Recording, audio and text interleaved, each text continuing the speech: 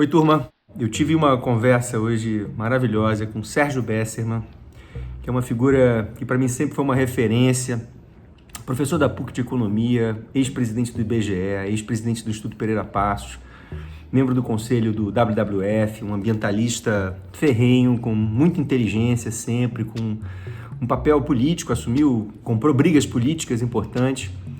Mas, acima de tudo, ele sempre, para mim, foi uma referência de pensamento sobre uma economia contemporânea. Eu me lembro a primeira palestra que eu assisti dele na PUC. Nós fomos contemporâneos como professores da PUC durante muitos anos e eu tive a oportunidade de conhecê-lo lá e assistir algumas palestras que eu fiquei muito impressionado, assim, que era possível uma visão sobre economia, sobre desenvolvimento, que batia com princípios e com premissas de sustentabilidade, isso há muitos anos atrás, há coisa de 15 anos atrás. A conversa foi muito boa, eu começo fazendo uma provocação para ele que faz dentro da vertical a natureza das coisas. Eu trago uma sequência de imagens que abordam a ideia de que a natureza pode ser uma inspiração para uma nova maneira de pensar o jeito de fazermos negócios. E eu faço um paralelo entre os ecossistemas, os ambientes de troca que são, de fato, cada ecossistema é um grande ambiente de trocas de energia, de matéria, de informação, assim como ambientes de negócios, só que, obviamente, de um jeito virtuoso, de um jeito incrivelmente inspirador, onde os ciclos são fechados, onde você tem geração de valor compartilhado, onde o lucro existe, mas o lucro de cada organismo, para que ele seja sustentável, ele depende do lucro de outros organismos do mesmo ecossistema. Então a nossa conversa começou muito por aí, em cima dessa provocação, dessa sequência de imagens, e aí ele, do jeito sempre brilhante e profundo, ao mesmo tempo com muita didática, acho que tem muito do lugar de professor dele, na fala dele, assim, ele vai fundo nas coisas, mas de um jeito muito didático. Fala um pouco sobre caminhos possíveis, sobre a visão dele desse momento que a gente vive, das oportunidades de transformação, de evolução do nosso cenário socioeconômico. E eu adorei a conversa, espero que vocês gostem muito. E aí eu comecei exatamente com essa provocação aqui, com essa sequência de slides aqui, com essa primeira isca que eu joguei para ele começar a refletir e pensar, tá bom? Aproveitem aí. Valeu. Sérgio, obrigado por você ter aceito o convite. Vai ser um super prazer bater esse papo aqui. Tudo bem, Fred? Bom, em primeiro lugar, eu é que agradeço a chance de bater papo contigo. Estou sempre aprendendo com você. Imagina. A gente está dentro da vertical A Natureza das Coisas, da nossa plataforma Asterisco, e ela tem essa pretensão de trazer uma provocação de uma inspiração que vem na natureza para abrir uma conversa. Como a natureza faz negócios? Essa pergunta, ou essa ideia, foi uma ideia que eu levei para a Fundação Getúlio Vargas há um tempo atrás, cara, acho que tem uns 8 anos que eu fiz essa provocação lá para o Mário Malzoni e para o André Carvalho, que cuidam de negócios de sustentabilidade na Fundação Getúlio Vargas. E como eu sempre gosto de fazer, eu chego fazendo essas perguntas meio de criança, umas perguntas meio ingênuas, né? Eu cheguei para o André e perguntei isso: André, você quer me ajudar a pensar como é que a natureza faz negócios? Aí ele disse: hã?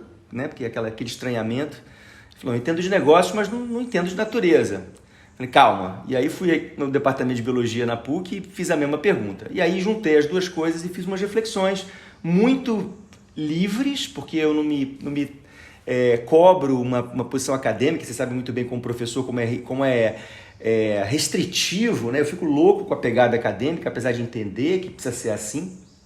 Mas eu acho que eu sempre fui um acadêmico rebelde. Eu faço umas analogias mais livres, porque eu sou um designer e o designer é o cara que não conhece profundamente nada. E isso é o que nos permite, de uma certa forma, fazer provocações que abrem espaço para inovação, porque elas têm uma certa ingenuidade, você sabe o que eu estou falando, acabam que são ignição, muitas vezes, para reflexões que aí sim você pode trazer a profundidade, na sequência, né? Eu tenho, inclusive, a Thalita, que é a nossa bióloga que trabalha no nosso time, que está sempre me dando bronca, porque eu faço essas analogias freestyle, né? Então, como a natureza faz negócios. E aí eu fui olhar para ecossistemas como manguezais, por exemplo, como recifes de coral, e entendi que basicamente qualquer ecossistema é um grande ambiente de trocas de energia, de matéria, de informação, assim como um ambiente de negócios.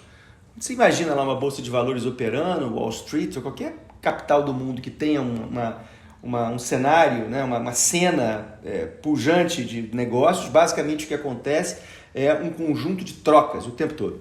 Mas aí eu falei, bom, legal, então acho que dá para começar a puxar uma analogia por aqui, qualquer ecossistema é um ambiente de negócios, né? Mas aí eu comecei, especificamente em relação aos bancos de coral, eu vi uma foto aérea, e quando eu vi uma foto aérea assim, do banco de coral, eu falei, cara, eu conheço um pouco essa geometria. E aí eu me lembrei que essa geometria é parecida com essa geometria, né? Isso aqui é parecido com isso aqui, né? Ou seja, a mancha que uma metrópole faz numa superfície, numa cidade, é muito parecida com a mancha que existe de um modo geral em pouca profundidade, porque os corais se reproduzem, existem em lugares rasos, né? Mas uma coisa a mais me provocou em relação à semelhança dessas duas geometrias ou dessas manchas, que os corais, eles existem, não sei se você sabe disso, mas eles só são encontrados em um pouquinho mais de 1% da superfície dos oceanos, mas mais de 50% das espécies vivas transitam em torno desses 1%, se alimentam, se reproduzem em torno desse 1%. Aí quando eu li isso, eu falei, não é possível, porque eu me lembro que eu tinha lido uma informação sobre as metrópoles e vi que o número era muito parecido.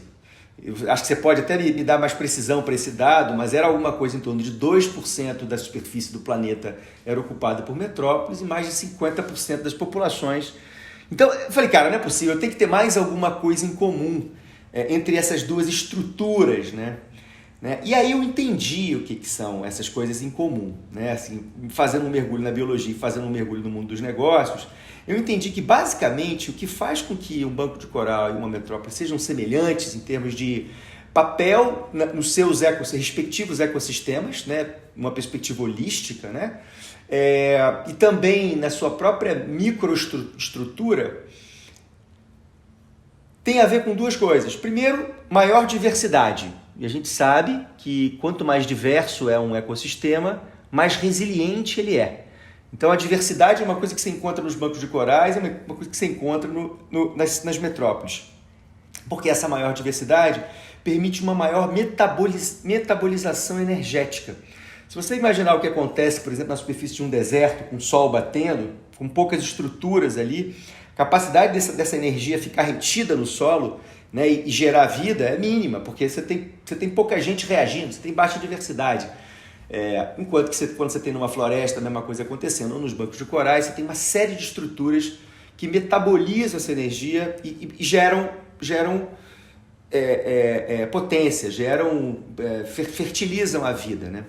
E aí, quando a gente olha e compara as duas coisas, tem uma coisa curiosa. Quando você olha para uma metrópole, você tem uma ocupação imediata de todos os nichos possíveis que aparecem, assim como num ecossistema. Ou seja, quando eu olho para essa foto aqui, bom, tudo bem que isso aqui são fotos do passado, né? Agora a coisa toda vai mudar. Mas eu tenho um hotel que, na verdade, gera clientes para um restaurante que está em volta, e esse hotel está sendo preenchido por turistas que vieram porque compraram passagens numa agência de turismo, que voaram numa companhia aérea. Ou seja, existe uma lógica de interdependência entre esses organismos que é muito semelhante à lógica de interdependência que existe nos bancos de corais, né, ou em qualquer outro ecossistema.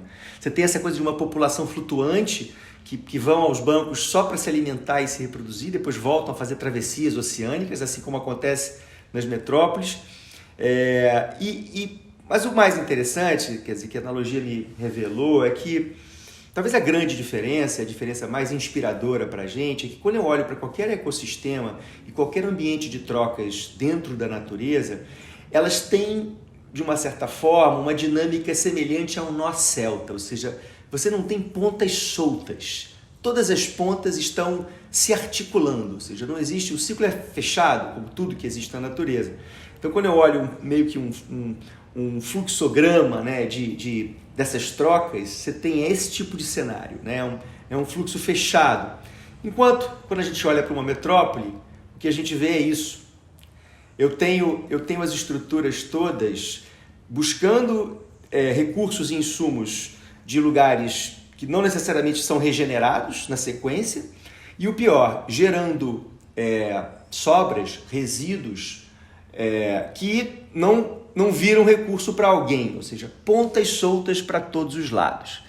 E foi nessa hora que eu falei, bom, então ok, essa inspiração pode ser interessante, então o que a gente vai ter que fazer é, de fato, tentar levar essa inteligência sistêmica, essa inteligência do nó celta, do ciclo que se estabelece de uma maneira não fragmentada para dentro das metrópoles, para dentro dos nossos ambientes de negócios. Bom, então, agora eu paro aqui nessa apresentação, né, que serve só como uma provocação, como um pano de fundo para te ouvir, né? Ou seja, até que ponto que você imagina que a gente tem potencial, que existe uma perspectiva, uma possibilidade, especialmente depois dessa confusão toda da pandemia, da gente evoluir nessa direção. Ou seja, quando a gente olha para as pontas soltas todas dos nossos ecossistemas de negócios, das nossas metrópoles, a gente entende que as externalidades estão lá se acumulando, formando um grande passivo. Então, como é que você vê essa possibilidade? Você acha que é possível fazer uma analogias em cima dessa provocação que eu fiz? Acho que sim, Fred. Os ecossistemas estão em equilíbrio na medida em que a gente enxerga eles no nosso tempo curto. A gente olha, vê uma fotografia. Se a gente olhar um filme de 1000 anos, a gente não vai ver ecossistemas em equilíbrio, vai ver coisas acontecendo e mudando, etc. e tal. Mas eu acho que isso é uma ilusão mental nossa, muito comum, porque o equilíbrio é a mudança. O equilíbrio é o fluxo. Perfeito. O equilíbrio não é tudo parado sem mudar, porque tudo parado sem mudar é a morte. E como você mostrou, com vários exemplos do corais, é muito bacana demais. Esse equilíbrio dinâmico, acho que essa expressão que economistas às vezes usam é muito bacana, equilíbrio dinâmico, dá uma resiliência tremenda.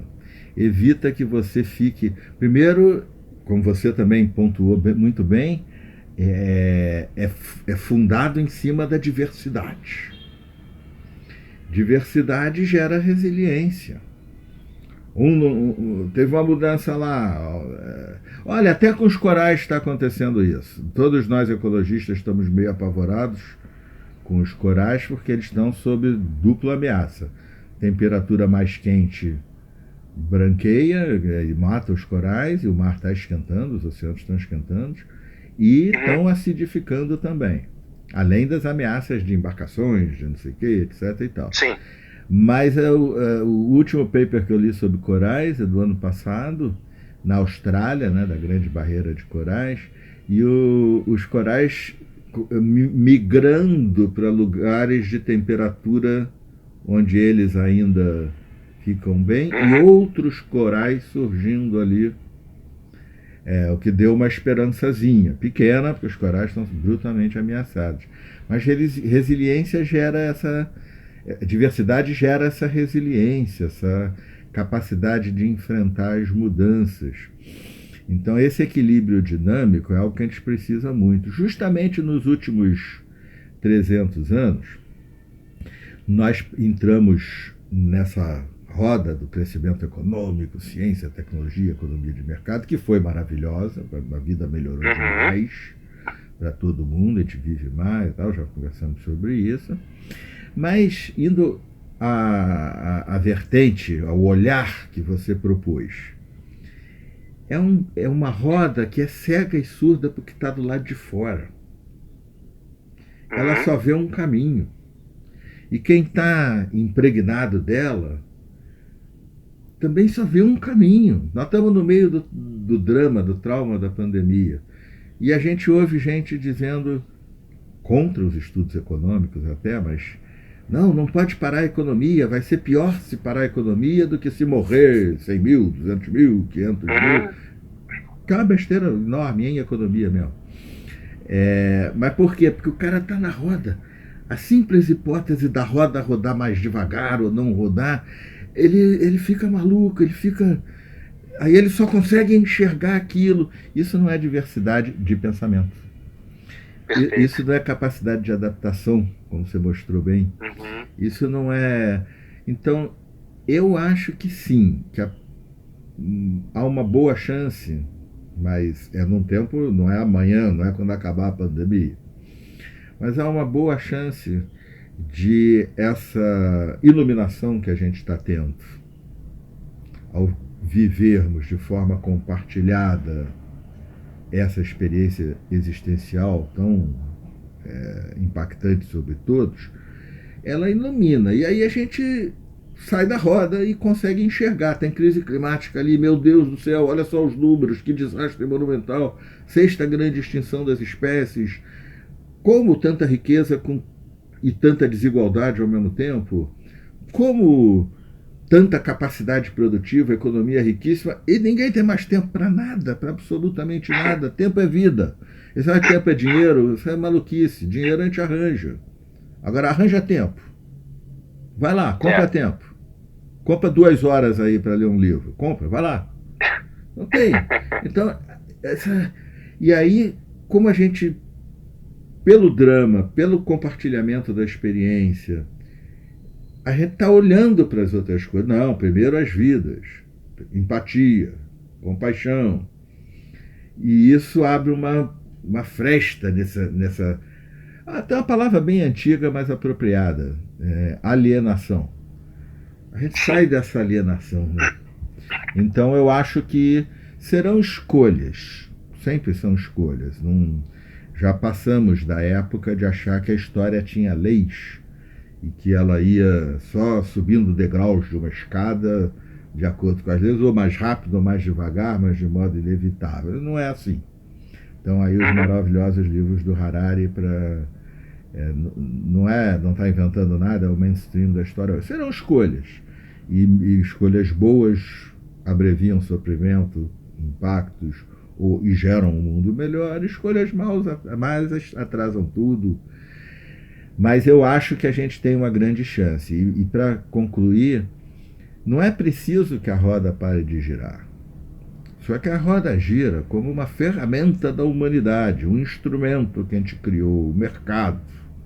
É a humanidade que manda na roda, não é a roda que manda na humanidade. Então acho que sim, podemos ter um mundo diferente em que a roda gira. Mas, Fred, posso fazer uma palavra sobre essa roda, o consumo? Claro. É muito estranho. Por que um único cidadão do planeta não conhece Shakespeare? Um só. Não esquenta o planeta. Sim. Shakespeare não escreveu só sobre nós, ele meio que criou um pouco quem nós somos depois do Iluminismo. Sim. Um pouco. Sempre vai ser, como o próprio Shakespeare disse, sempre estarão aí as grandes alegrias e os grandes dramas. Natureza humana. A compaixão e a perversão e assim por diante. Mas a gente muda, a cultura muda, nos muda. E o Iluminismo nos mudou, a pergunta vale mais que a resposta. Shakespeare fez parte de tudo isso. Por que um cara na Indonésia, na Austrália, na Bolívia, por que um cidadão do planeta não leu Hamlet? Leva meia hora. Não leu. Agora, por outro lado, uma brincadeira que eu sempre gosto de fazer em palestra, vinhos. Vinhos são coisas que tem quem goste, quem não goste, mas é histórico na humanidade um apreço pelo vinho. É o sangue de Jesus. Tem vinho muito bom, de R$100. Muitos vinhos melhores, de R$200, R$300. Vinhos espetaculares, de R$600, R$700. E tem o Romanée Conti de 7.000 e o Petrus de 20.000. Aí eu brinco com meus alunos ou em palestra. Alguém já ouviu falar de um cidadão que tenha bebido um Petrus de R$20.000 sozinho e nunca contou nada para ninguém? Isso não existe. Sim. O Petrus não é para beber, o Petrus é para mostrar que pode. É um ativo. Vai lá ler o Hamlet, não precisa do Petrus, não precisa de tênis, de 20 tênis, não precisa. Aliás, a pandemia está mais mostrando isso, né? Total. Quem tem muito Total. sapato, essa altura deve estar olhando assim, aí, caraca, que besteira, hein? Eu fiz uma provocação para minha mulher de quanto tempo nós conseguiríamos ficar sem lavar uma peça de roupa, usando o nosso guarda-roupa. E a gente chegou à conclusão que anos, tanto ela quanto eu, né? Porque mesmo essa coisa de achar que as mulheres consomem mais do que os homens, mas eu olho, eu tenho uma pilha de camisas, de camisetas que eu posso usar por um ano sem lavar uma peça de roupa. E para que isso, né? Isso é uma lógica, E aí uma coisa que eu gosto de pensar também é que, até uma provocação que eu faço, eu digo que a natureza é conservadora. Porque, no fundo, a natureza é obcecada por preservar a vida. E mudar bota a vida em risco e gasta energia. E como ela é obcecada por economia também, ela não quer que você gaste energia nenhuma, especialmente ela não quer que você coloque a sua estabilidade em risco. Então, de modo geral, o processo evolutivo ele é movido pelo desafio à sobrevivência. Só quando você tem a espécie desafiada por uma mudança de contexto relevante que você starta processos de mudança, como você falou dos corais. Os corais, se estivessem na temperatura de conforto, eles estariam lá por mais milhões de anos. Mas como começa a acontecer uma mudança, eles começam a ter que buscar competências e aí na diversidade essas competências aparecem para que novas espécies surjam, para que outras espécies se adaptem e modifiquem até os seus metabolismos, né? Então, o que eu sinto é que a gente, como um bicho, como parte da natureza, a gente trava uma batalha eterna entre essa dimensão reptiliana do nosso cérebro, que é conservadora, que quer manter a gente dentro dessa roda conservadora, né? Essa roda que nos mantém, que mal ou bem a gente está seguindo, mas nós, como a única espécie que tem a capacidade de antecipar o futuro, porque nós somos a única que tem, a gente consegue antever. Nossa, então com o aquecimento global e a temperatura dos oceanos aumentando e o nível do mar subindo, a gente tem consequências e aí a gente tem um lado nosso que quer empreender a mudança com mais velocidade. Uns mais, outros menos, mas a gente trava essa queda de braço entre o nosso lado reptiliano e o nosso córtex que imagina o futuro. Então, eu sinto que a gente está vivendo um paradigma nesse momento. Por um lado, a potência do córtex que imagina o futuro sendo ativado, e por outro, o instinto de sobrevivência, que quando ela desligar a pandemia ou quando ela arrefecer, a chance da gente seguir. Estava lá, Caxias abriu o comércio, fila na porta para as mulheres comprarem calça de R$20. Né? Então, é essa queda de braço. Assim. Como é que você enxerga isso? Queria que você até comentasse essa coisa da natureza conservadora. Eu sei que você é um profundo conhecedor da natureza. Você concorda com essa premissa? Que é uma coisa que eu concluí sozinho, assim? Não, a natureza é conservadora num tempo menor, mas e você está correto, as espécies e nós todos só sobre necessidade queremos a mudança. Caso contrário, a gente opta. Aliás, como indivíduos até, né? Mesmo o sofrimento das nossas neuroses e coisas desse tipo, você está tão certo que é muito mais comum você, eu, qualquer um dos que nos ouve, optar por continuar sofrendo naquela neurose do que arrancar de si forças. A gente precisa de ajuda quase sempre para enfrentar aquilo e mudar. Perfeito. Enxergar, aceitar e transformar. É difícil, a gente é conservador. E a natureza, as espécies se comportam assim. Há um elemento que que é importante, tanto na vida humana quanto na vida biológica, a competição. A competição está aí o tempo todo. Então, se uma empresa, como você começou na ótima apresentação, bobeia, vem outra. Se um tipozinho de coral ali dá uma bobeada de diferente, não é antecipando como você colocou, mas tem outro coral chegando, ele tem que se adaptar. Você sabe aqueles antílopes que ficam dando pulo na frente do leão? Sim. Como você disse, na natureza é profundamente econômica em gasto de energia. Eles ficam dando aqueles pulinhos que é para não ter que gastar energia correndo do leão. É para avisar o leão, ó, nem tenta. Eu vou. Nem tenta. Estou te vendo aí. Para me pegar, tu tem que me pegar sem eu estar te vendo. Bota eu ali e tal. Não corre não, porque vai ser ruim para você, vai ser ruim para mim. Ruim para mim. E você não vai me pegar, eu vou ficar cansado. Então a competição coloca um... Mas acho que você colocou uma super questão. Quando falou dessa do neocórtex, né? Uhum. Nós não sabemos direito o que é consciência. Acho que falamos já um pouco disso. Trabalha nisso filósofos, neurocientistas, matemáticos e tal. O Antônio Damasio, que tem os livros na Companhia das Letras, tem um belíssimo livro, Mistério da Consciência. É um dos principais neurocientistas do mundo, já está com idade.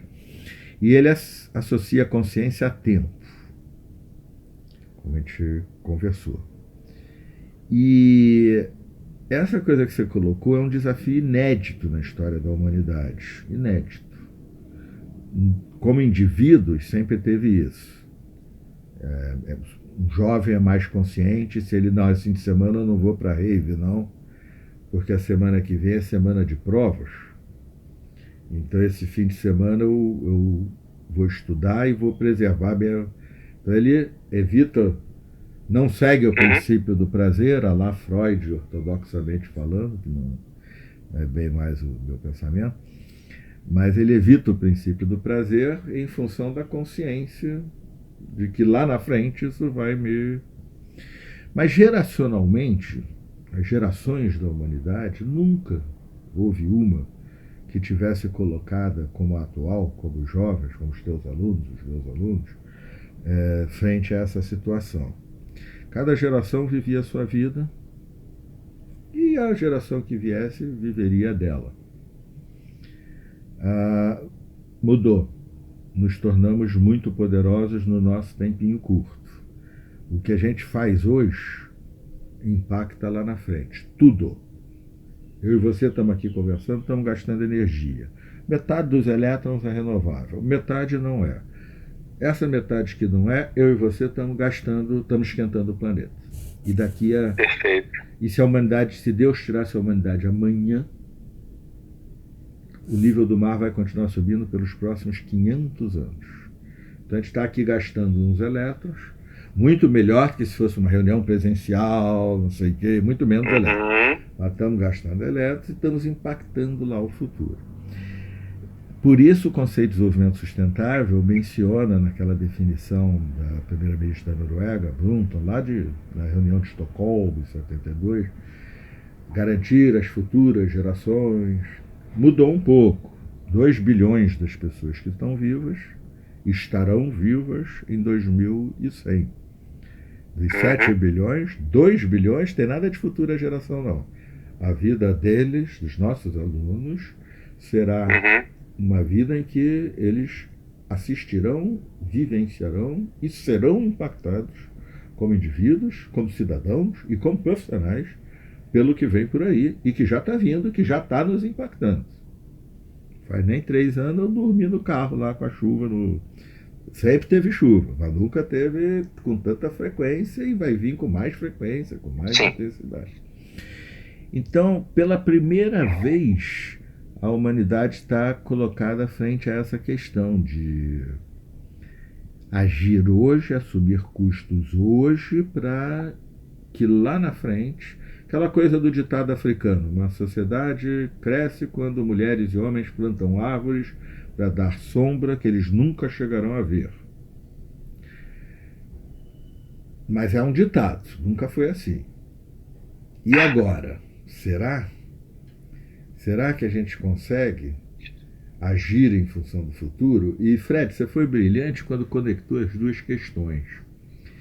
Porque se eu me vejo estritamente como um indivíduo, como homo economicus, um átomo, e aceito a visão do mundo de que se a roda girar resolve tudo, e a roda girar é cada átomo lutando pelo seu interesse, e a combinação de tudo isso gera a roda indo, crescendo, economia, competição, mercado, inovação, etc. e tal.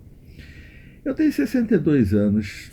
Como homo econômicos, eu não me vejo assim, mas se eu me visse assim, Eu não tenho interesse nenhum, não tenho razão nenhuma para lutar contra o aquecimento global como faço há 25 anos. E para quê? Eu aguento tranquilamente meus próximos 20 anos, digamos. Tomara que um pouco mais, provavelmente um pouco menos.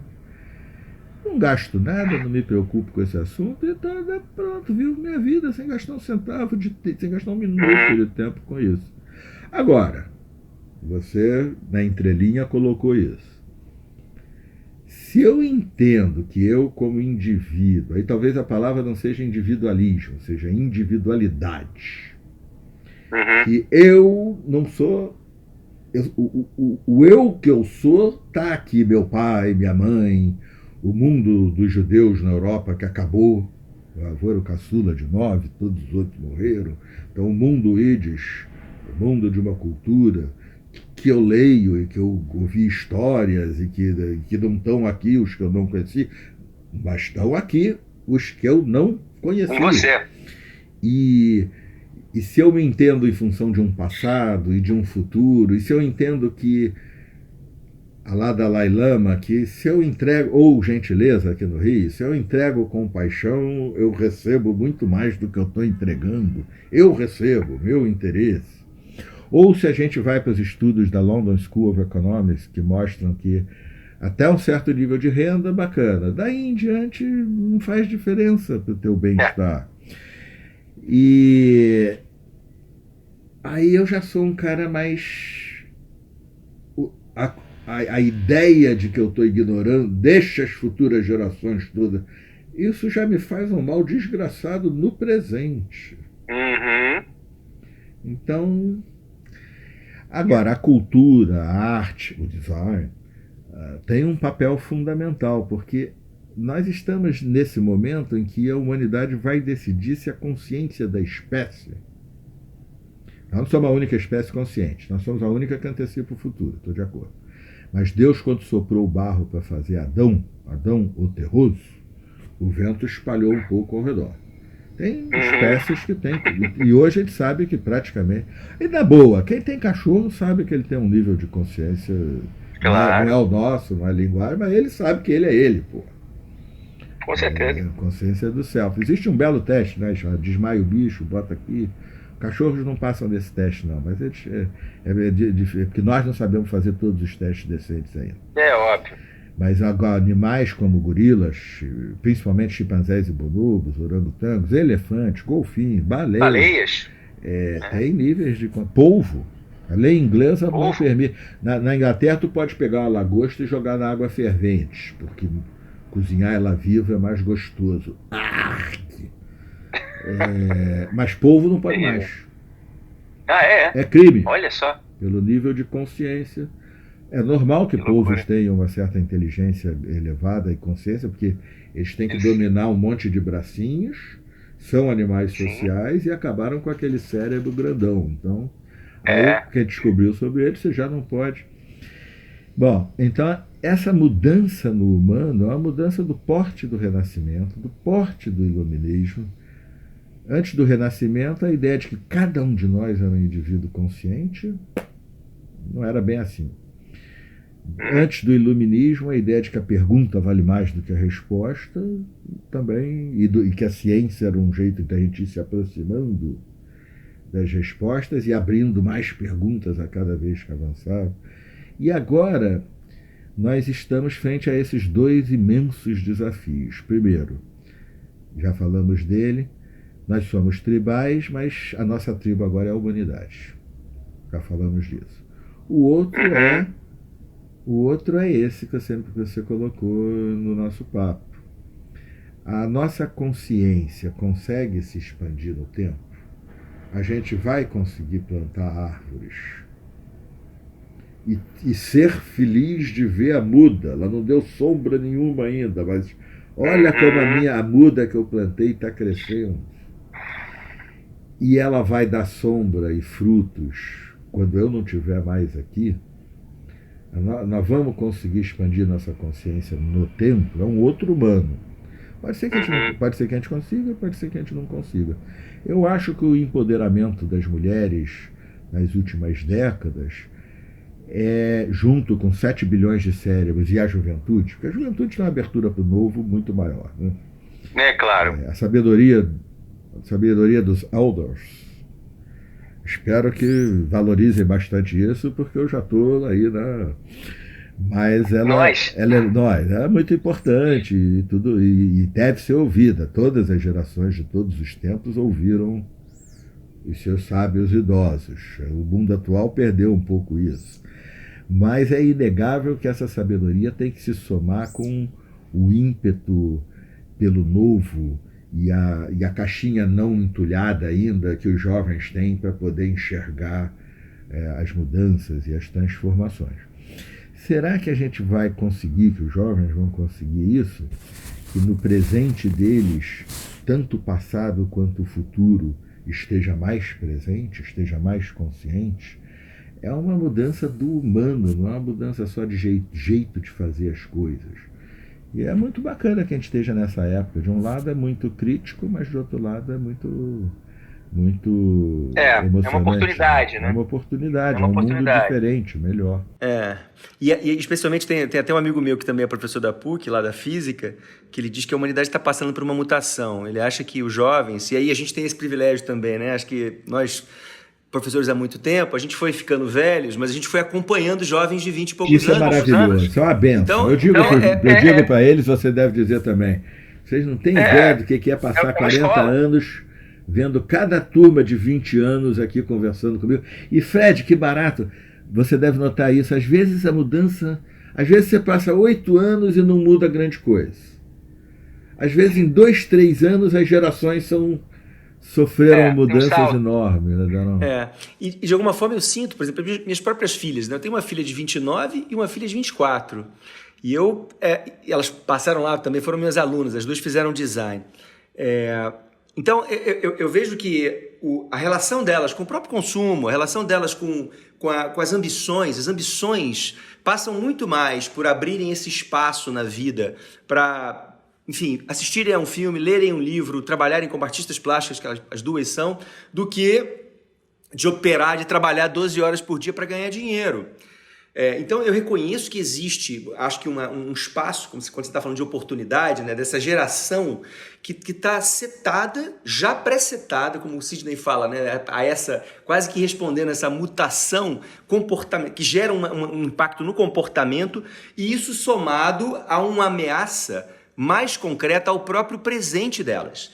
Né? Porque se antes você podia passar o seu tempo de vida, né? A sua geração nesse falso conforto, porque de fato a sua vida não seria impactada, eu acho que hoje a urgência emergiu com uma potência muito maior. E agora, com esse episódio, eu acho que isso foi sublinhado, como é que você vê, além desse impacto desse episódio, o impacto da pausa? É uma pausa entre aspas, você está trabalhando de montão e eu também. Mas aquela coisa de corre para lá, como é que você vê isso? Vai ser impactante, né? Eu acho muito relevante essa pausa, porque eu tenho brincado que a gente está prototipando. Sabe a lógica do protótipo, né? Na engenharia, no design? O design thinking basicamente é isso. Prototipa alguma coisa, experimenta. A gente está podendo experimentar. A gente está, por exemplo, na Tátil, há anos que a gente vinha falando de trabalhar mais de casa, etc e tal, mas nós nunca pararíamos e botaríamos 110 pessoas cada uma para trabalhar da sua casa da noite para o dia. E está funcionando. E aí eu acho que, de uma certa forma, também essa pausa está nos dando mais consciência sobre o nosso modo de vida. Como você falou, a roda girando naquela velocidade, você está usando toda a sua energia para a roda girar. Quando a roda desacelera... Até porque se você para, entra outro, você cai, então não tem jeito, né? Não é... Exato. Acho até isso, né? Porque tem pessoas que tiram um sabático, até uma reflexão que eu nunca tinha feito, assim, mas tem pessoas que fazem um sabático e elas saem da roda e ficam vendo a roda girando de fora. Isso tem um valor. A outra coisa é todo mundo tirando um relativo sabático simultaneamente. Isso eu acho que cria uma oportunidade, um momentum, né, coletivo de reflexão. E aí eu acho que vai variar muito, acho que vai ter muita gente que vai ser puxado por essa âncora evolutiva, conservadora da natureza e vai querer voltar para a lógica vigente, porque ali ela já conhece, não tem variável que ela desconheça e descobrir, desmontar novas variáveis gasta energia e ela não quer fazer isso. Mas eu acho que muita gente, especialmente se somando a esse impulso jovem que já operava, que já vibrava em outras frequências, eu sou um cara otimista. Eu acho que a gente tem chance de começar a aplicar, depois que isso começar a diminuir a pressão social que a gente está vendo, isso começar a arrefecer, eu acho que a gente tem chance de vermos florescer atitudes mais conectadas com esse futuro, com esse ecossistema, com esse nó celta que a gente falou ali, sabe? Assim, eu tenho essa esperança, né? Essa esperança. Mas é óbvio que quando a gente pensa no capitalismo como um todo, né, as forças são muito grandes, porque a gente sabe que mesmo dentro da natureza, quando você olha para um ecossistema e você tem lá uma mudança de contexto que favorece um entrante, né? O que você falou, né? Assim, um determinado coral que está lá há milhões de anos, ele dá aquele vacilo, né? Um vacilo que, na verdade, tem a ver com um sincronismo, né? Com a sincronicidade da atitude dele em relação ao meio, né? A atitude dele em relação ao ambiente. Ele deu, por alguma razão aleatória, na natureza, as mudanças e a evolução é toda casual, né? Só através do encadeamento de ações e reações, como você falou, mas ele vai resistir o máximo que ele puder a ceder espaço para o entrante. O leão velho lá que tem lá o seu bando, ele resiste tudo, que ele luta até a última gota de energia para esse leão entrante, jovem, fogoso,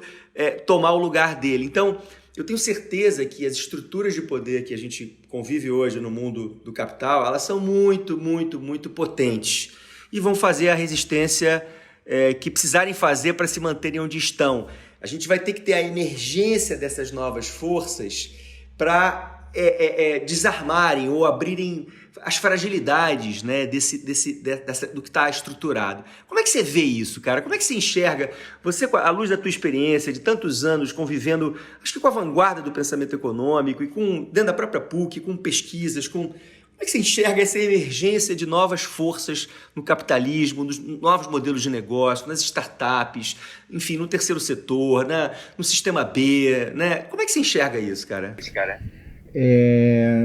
Um pouco paradoxalmente. De um lado, eu concordo totalmente que é uma potência disruptiva, que eu acho que estava uma forma que eu vivi a mente agora de compartilhar seu otimismo. De outro lado, a soma de tudo isso não é suficiente para transformar. Você acha isso? Fenômenos complexos emergem, é uma coisa diferente. A complexidade ela vai indo e emerge.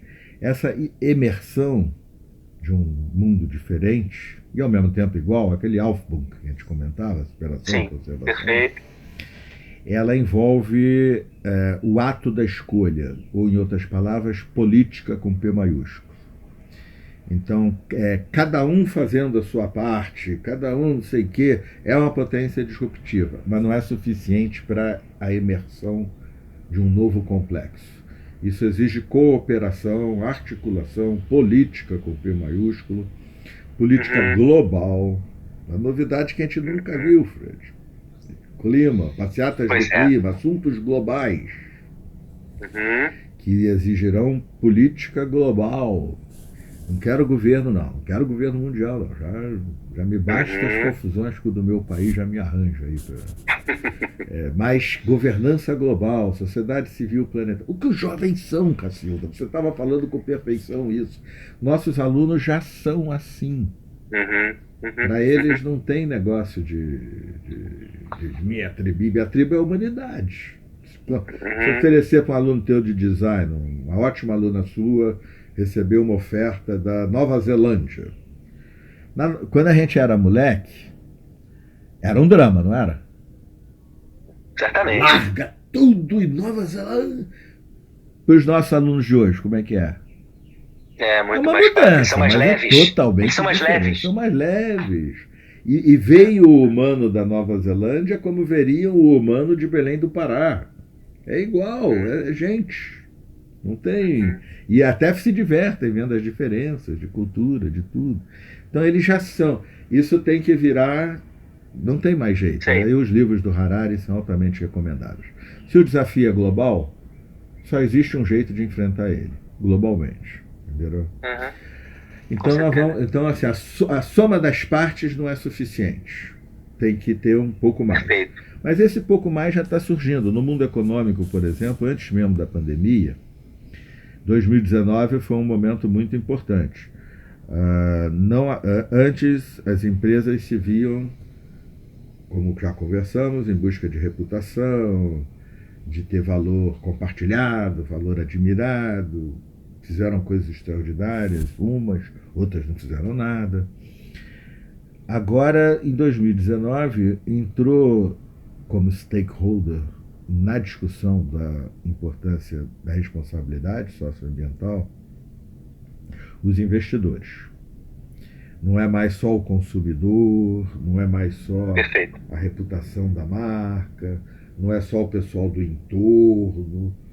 O sujeito da grana mesmo, o maior investidor do mundo, BlackRock, vamos ver. BlackRock, mas também fundo da Noruega, etc. Eles estão olhando para. Existem desafios globais, não dá para negar, isso vai ter que ser enfrentado. Quem não está lidando com isso, eu vou perder dinheiro. Então eles estão dizendo, não vou botar dinheiro aí não. Mas eu sou legal. Sim, mas você não está fazendo as coisas, não está encarando o baixo carbono. Eu vou perder dinheiro com você. Eu tenho essa experiência aí você conhece isso melhor que eu tenho, porque até tem muito a ver com design, né? Eu tenho essa experiência aí para trás, Kodak, Xerox. Caraca, tu tava com dinheiro lá, virou 0 da noite pro dia. E eu tô vendo que isso vai acontecer contigo. Isso antes da pandemia. Agora ficou ainda mais muito evidenciado, mas muito exposto ali Você vê que ainda tem muita gente com atitude negacionista, mas esse pessoal da atitude negacionista, eles não usam máscara, mas, estão comprando uma quantidade de capusca para não enxergar o que está acontecendo. Aí ainda vê ali pela fresta, não quero ver. E vai se enfiando de capuz ali para não enxergar. Não está dando, tem que ver, está aí, está na nossa cara. Então, existe o potencial, mas dependerá das escolhas. E no curto prazo, como a gente vem numa onda de nacionalismos xenófobos do mundo todo, no Brasil também, mas é Índia, não é dominante não, vamos lá, não é dominante não, é uma onda. Ainda não. E é possível que a gente veja nos próximos anos não avançar, mas até recuar, retrocesso, é possível. Mas também é possível o contrário. Quem vai ganhar a eleição nos Estados Unidos? Não sei, depende. Mas dependendo vai ser determinante, inclusive, né? Determinante. São escolhas que vão sendo feitas e que podem... E a tendência maior, quer dizer, a corrente do rio, essa já está muito clara.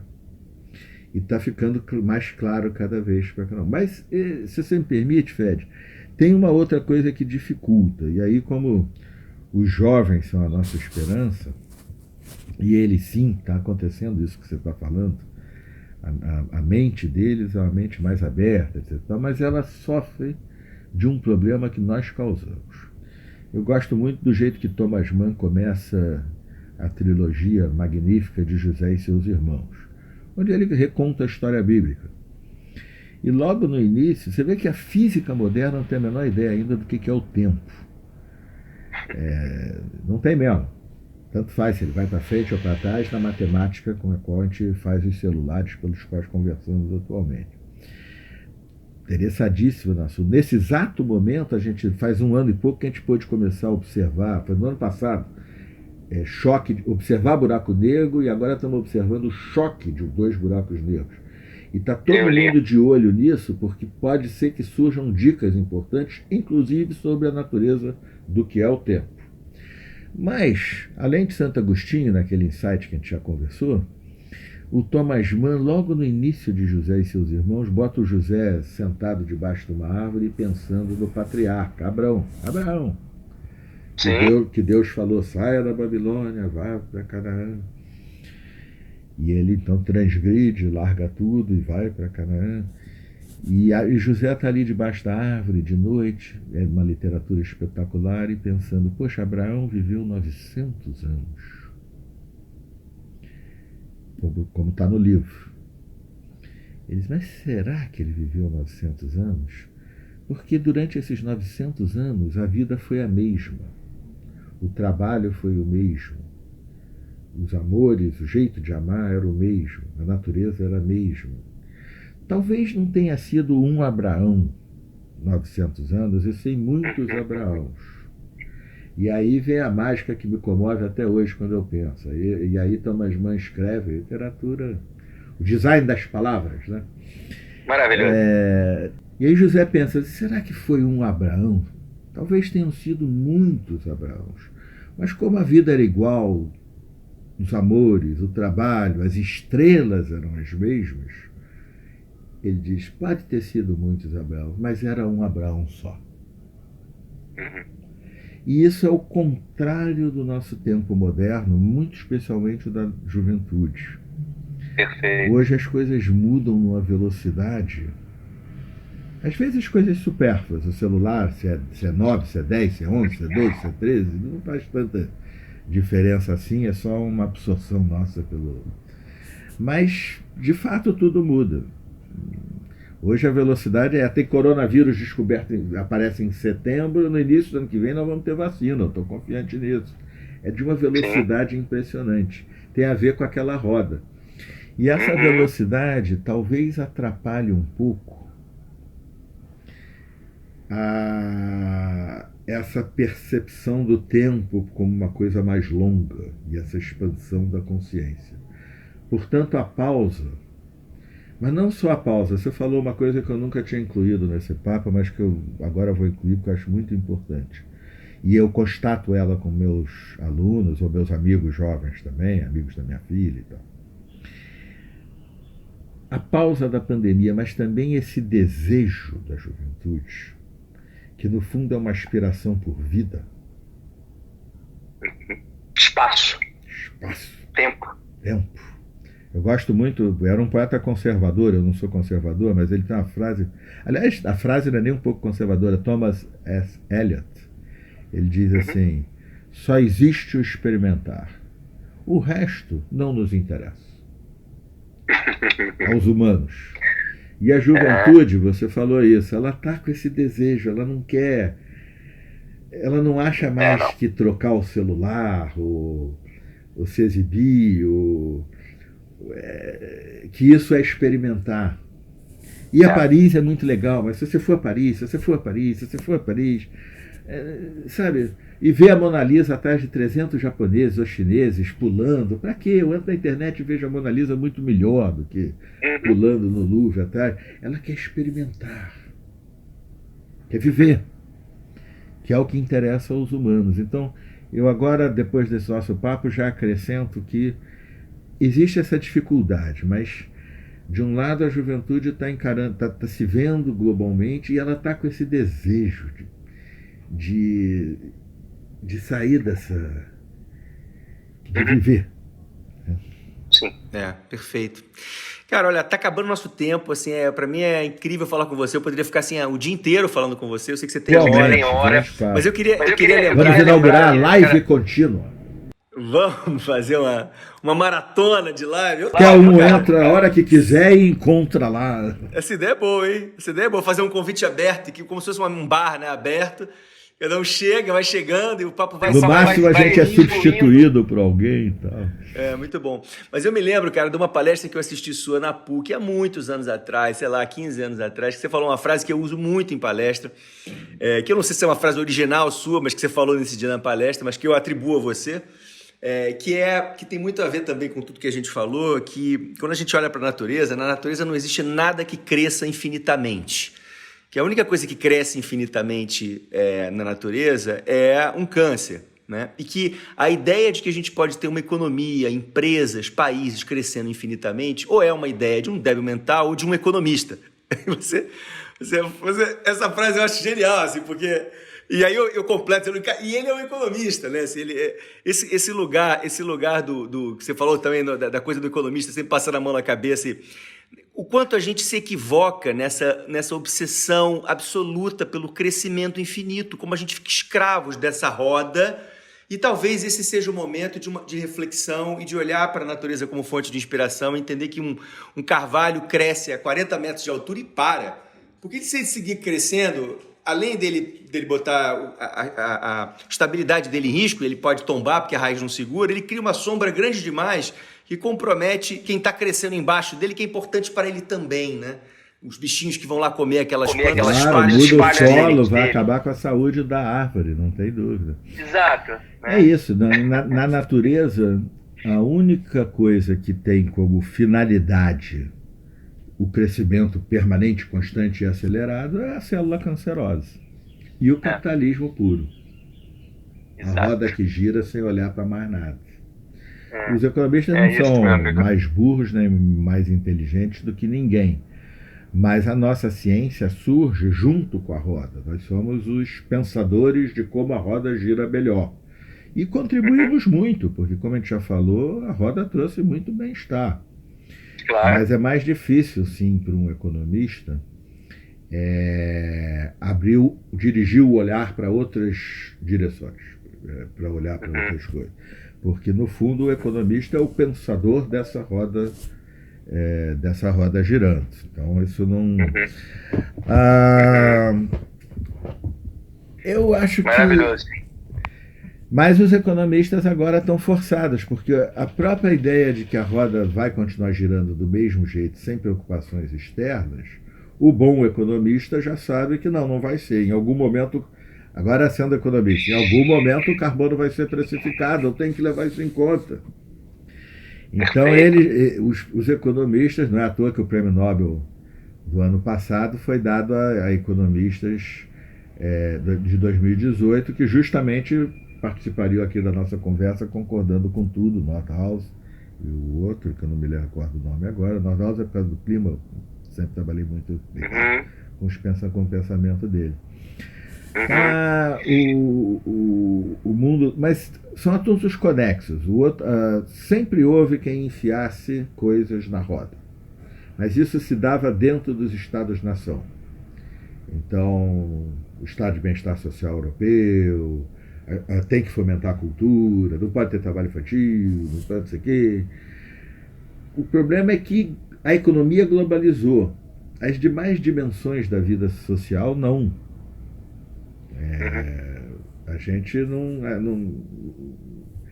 Então, agora é preciso... São assuntos conexos, quer dizer... Nós precisamos nos enxergar como habitantes do planeta Terra. Mas, para ser honesto com os economistas, houve um romeno radicado nos Estados Unidos que era top. Georgescu Rogan. Não sei se estou falando sério porque não falo romeno. Nicolas Georgescu Rogan. Ou Rogen, não sei. E ele, lá nos anos 70, antes da ciência ter já o conhecimento para avisar, vai dar problema, aqui, ali, etc., ele teorizou isso. Sabe, a economia clássica toda é baseada nas curvas de um físico, Boltzmann, anterior a Maxwell, anterior à termodinâmica. A gente estava falando de equilíbrio dinâmico, eu vi teu sorriso. A economia neoclássica, as nossas curvinhas todas, é de antes da termodinâmica. A gente copiou as curvas desse genial físico, mas antecessor, não conheceu as leis da termodinâmica de Maxwell. Então, o Rogan chamava atenção para isso. Diz, como é possível? A lei da entropia existe. A lei da entropia é que o mundo se desorganiza e se dispersa na forma de calor. É possível pegar um ovo e filmar ele caindo e quebrando. É possível filmar também, mas não é possível pegar um ovo quebrado e fazer ele virar um ovo inteirinho. Algumas coisas agem contra a entropia, a vida orgânica. a cultura, design, mas nós humanos e a vida, e todos nós estamos condenados à linda vida de Sísifo. É uma tragédia ficar empurrando a pedra até o fim da montanha. Uma tragédia muito pior é ficar parado ali no pé da montanha porque não dá para a pedra para chegar lá em cima. É muito melhor viver rolando a pedra, vendo coisas e tal. E nós nos opomos à termodinâmica e conseguimos êxito parcial durante um certo tempo. Mas a economia conseguiu êxito parcial durante certo tempo. Mas a ideia de que é possível para todo sempre, crescer para todo sempre, eternamente, isso é misticismo, isso é lenda. No entanto, e aí design, cultura tem muito a dizer, nós estamos falando de crescimento só pelo lado quantitativo. Que tal, e o Rogan já falava isso, que tal se a gente considerasse crescimento também pelo lado qualitativo? O Rogan dizia, ele é que criou essa imagem. É verdade, em algum momento não cabe mais livro na biblioteca. Todos os espaços estão preenchidos.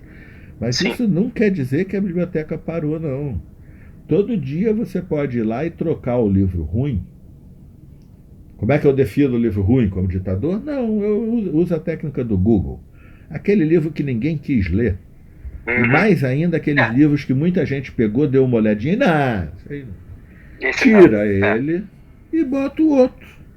O novo, que vai se somar aos bons. Então, olha, Fred... Esse é o espaço. Interessante isso. De crescer qualificando, né? Deixa eu pagar um tributo não só dos economistas, dos cientistas sociais à cultura. Eu comprei um livro antes do ano 2000, tinha aquela história do bug do milênio, milenarismo e tal, vai acabar, fim do mundo. E aí saiu um livrinho, editora Rocco, nem existe mais, entrevistas sobre o final dos tempos, com 4 caras. E eu comprei por causa de 3 que eu conhecia bem e ignorantes. Conhecia o trabalho do cara, mas o 4º nome, por ignorância, eu não sabia quem era. Eu comprei por causa do Oliver Sacks, maravilhoso psiquiatra, um dos maiores do século XX, grande escritor. Humberto Eco, todos conhecem. E Stephen Jay Gould, que é um dos meus heróis, um grande paleontólogo, biólogo do século passado, divulgador da ciência, tudo dele é maravilhoso. O 4º, não sabia quem era. Jean-Claude Carrière, roteirista dos filmes do Buñuel. Uau! E eu não sabia. Eu gostava do Buñuel, mas não sabia que o roteirista, e não sabia que o Jean-Claude Carrière tinha uma obra no mundo da cultura. Mas, fazendo uma piadinha, sou judeu, comprei as 4 entrevistas. Então vamos ler do Jean-Claude também. E era maravilhosa. E lá ele tem uma coisa que ele diz assim, desenvolvimento. Prefixo des. Desenvolvimento não é crescimento. Crescimento. E a linguagem humana já diz isso. Desenvolvimento. Desfazer o que está envolvido. Em espanhol, desarrollo. Desfazer o que está arrodeado, engarrafado, obstruído. Em inglês, development, desfazer o que está envelopado. Ou olha só, nunca pensei nisso. Ou development, desfazer o que está envelopado, está contido. Aquilo que as mães querem para os filhos. Uma teve um filho muito inteligente, outra teve outro não tanto, mas bom esportista. Outra teve um que não tem dessas qualidades, mas é um sujeito que todo mundo gosta porque é doce. As mães não querem que os filhos cheguem aos pódios. Tem mãe que sim, mas as mães querem que os filhos realizem todo o seu potencial. Que eles tenham sua vida Então, desenvolvimento é isso, não é crescimento. Que legal. Crescimento. Que e legal. Eu acho que temos uma chance nesse século. Bonito isso, cara. Bonito isso. Eu nunca tinha pensado sobre essa perspectiva e é incrível, faz todo sentido. É deixar fluir, né? Deixar fluir a partir do lugar de potência de cada indivíduo, de cada empresa, de cada cidade, de cada país. a sua própria natureza, né? A natureza emergindo, fluindo na direção, isso talvez seja desenvolvimento, né? No sentido mais literal da palavra, da expressão. Muito bom, meu amigo, adorei a conversa. Precisamos marcar aí na sequência, em algum momento, aí um baixo gávea, tomar uma cerveja juntos. E adorei a ideia da maratona também de conversas, fiquei com isso na cabeça, imaginando outros convidados que poderiam ainda contribuir muito com essas explorações que a gente está fazendo aqui. Adorei, super obrigado pelo seu tempo. Uma roda de papo era muito bacana. Muito bom, adorei, cara. A gente vai ter outras oportunidades com certeza. Super obrigado, aprendi um monte de coisas aqui. Fred, adorei também, aprendi muito com você.